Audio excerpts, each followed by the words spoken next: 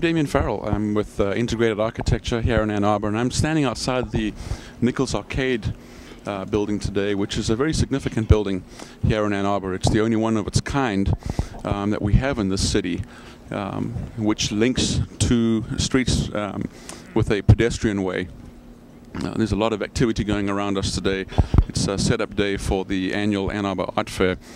But the building has tremendous significance.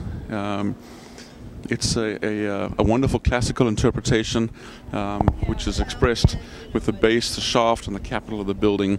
This is the primary facade, which faces the northwest corner of the University of Michigan Diag. So its importance at the turn of the century was paramount as an extension of the commercial areas of the Diag, which comes across here.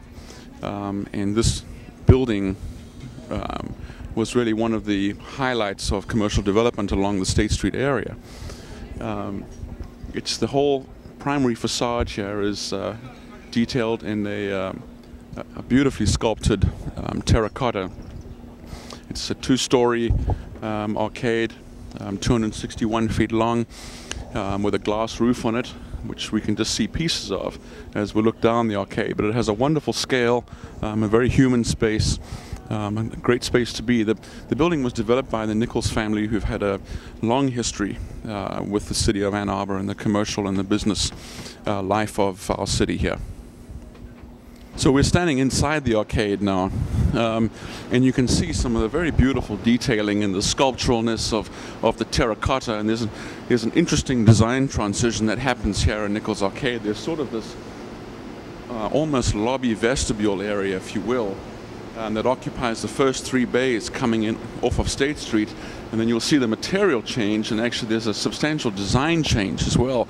This area here is far more classical, it's more impressive, and then it makes this change to a much more human scale, where the storefronts are more your sort of typical storefronts. They are very much at eye level with the low sills, whereas the storefronts here in this lobby area, as you can see, are more have a raised sill to them, or a much more classical, much more impressive kind of a detailing. But it really has a wonderful sense of scale to this space. And you can see here the wire glass skylight that spans the entire length of 261 feet and lets in this wonderful filtered light with the great light fixtures. I just love the light fixtures and the way that they really illuminate the space, especially in the early evenings. The patterning too is all important part of the design on the floor, and it really breaks up the perspective of this long arcade. But there is really something wonderful about the proportion of the space, and this is a very unique space in Ann Arbor. It's the only one of its kind, but these kinds of retail and downtown arcades are an old European device, and they work great because they allow people to transition between blocks, not having to circumvent entire city blocks, and make the connections between streets unfettered by the traffic and not having to compete with the cars and so on, and also to do it in a sheltered environment. And this is a thing that I've been working with in trying to motivate the city of Ann Arbor to look for opportunities where we can make more connections like Nichols Arcade on a cross-block version. We have lots of lanes in this town, service lanes that could be used ways like this, where we can separate pedestrians and the traffic.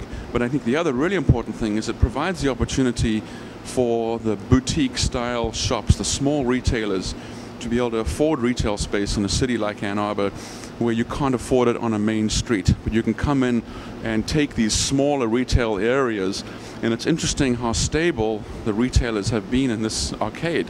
Many of them have been here for more than 20 years. And this area, this arcade, is well known for this kind of, the hairstylist, the small jewelry store, the tobacconist, the small clothing store, and the travel agency. So there's a tremendous opportunity, and there's a tremendous use for these kinds of spaces in a city to provide that wonderful richness and the layering of city, the different kinds, different styles of retail. What we're looking at here is one of the entrances to the second floor office areas. These are wonderful office areas again that serve the same function as some of the small retail on the first floor, and that they are less expensive than being in prime space downtown. They are great incubator spaces. They're great spaces for small businesses.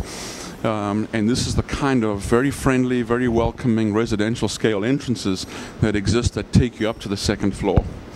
And again, you can see as we look in detail now at some of the wonderful brickwork, the detailing of the yellow brick, the incorporation of some of the terracotta and some of the limestone details, and the very human scaled, residential scaled windows as well, and the wonderful cornice line where the skylight meets the wall.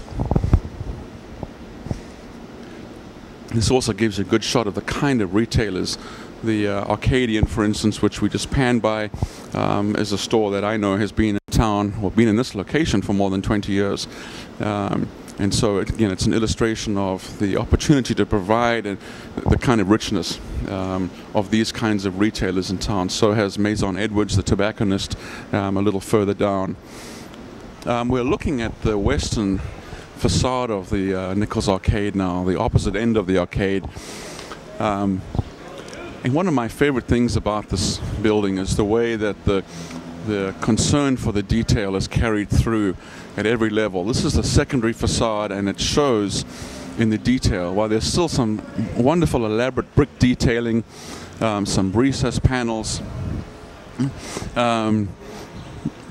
it's not nearly as significant and as grand as the primary facade that we saw up on State Street.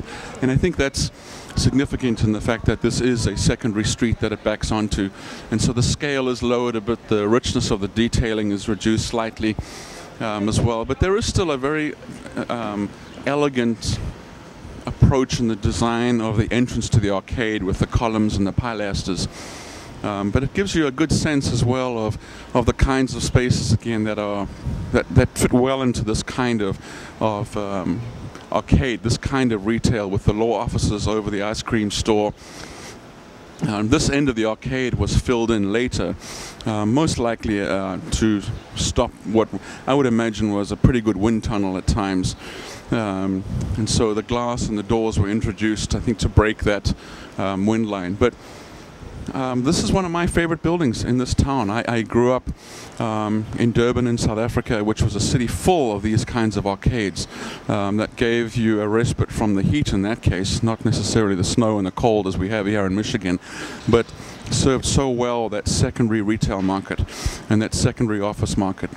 And so there's some nostalgia, I guess, attached for me, but I just think it's such a successful city planning device to have these kinds of buildings.